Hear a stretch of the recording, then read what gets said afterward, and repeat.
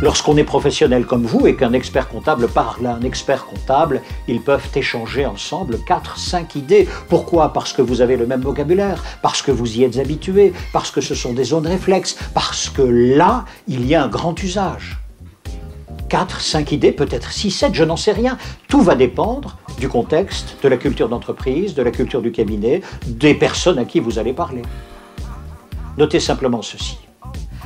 La réussite dans cette prise de parole sur le nombre d'idées va dépendre non pas de celle ou de celui qui parle, mais de celle ou de celui qui écoute. Si l'autre a tout compris, vous avez tout réussi. Il a à moitié compris, c'est un échec total. À 95%, il a compris, c'est un échec total. Vous avez la responsabilité seule de la compréhension de l'autre. Donc, veillez toujours à respecter la règle suivante. Moins j'en dis, mieux je le dis.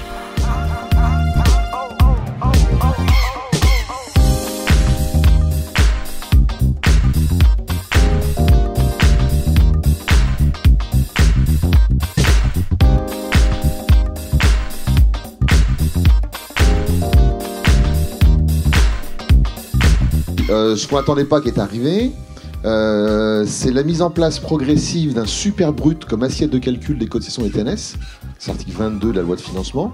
Ça, pour l'instant, rien n'a changé, mais ils sont en train de mettre en place les éléments. Je vais vous expliquer pourquoi. 2, c'est la question sur la prime d'activité. Je vous donnerai la façon dont ça s'anticipe au niveau du pouvoir. Et puis, on finira sur la retraite, avec la réforme du régime de retraite universelle, qui est juste quelque chose de sensible pour vous, parce que vous, en tant qu'expert comptable indépendant, ou en société, ou salarié, peu importe le statut, en tout cas ceux qui relèvent de la CAVEC, ils sont nombreux dans la salle, ça se traduit par, vous êtes la population qui payait le plus. Ce matin, j'étais avec le président de la CAVEC, là, Jean-Claude Spitz. En gros, ça se traduirait, le régime universel, par une augmentation de 60% de vos charges sociales.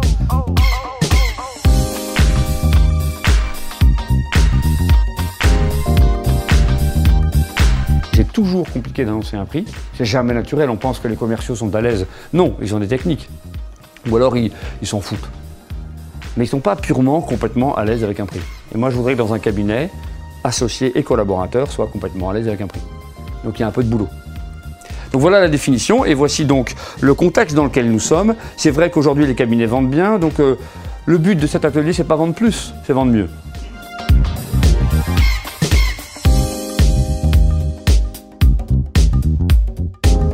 Un atelier SIRH pour les membres du club, on considérait que ce n'était pas forcément très utile parce que les SIRH, jusqu'à il y a peu, s'adressaient uniquement à des tailles de structures qui étaient de plus de 600, 700, voire plus de 1000 salariés ou collaborateurs.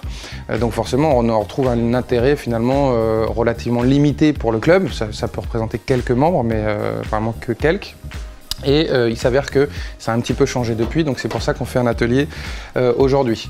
On pense également que le RH connecté, c'est une révolution managériale.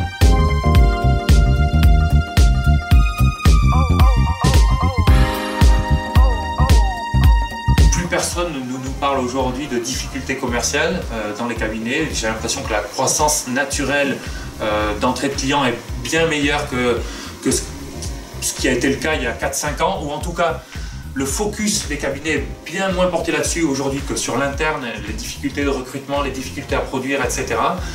Et d'ailleurs les chiffres sont plutôt bons, puisque si on regarde la croissance sur les 3 dernières années d'après l'INSEE de la profession, les chiffres sont nettement au-dessus de l'inflation, donc c'est plutôt encourageant.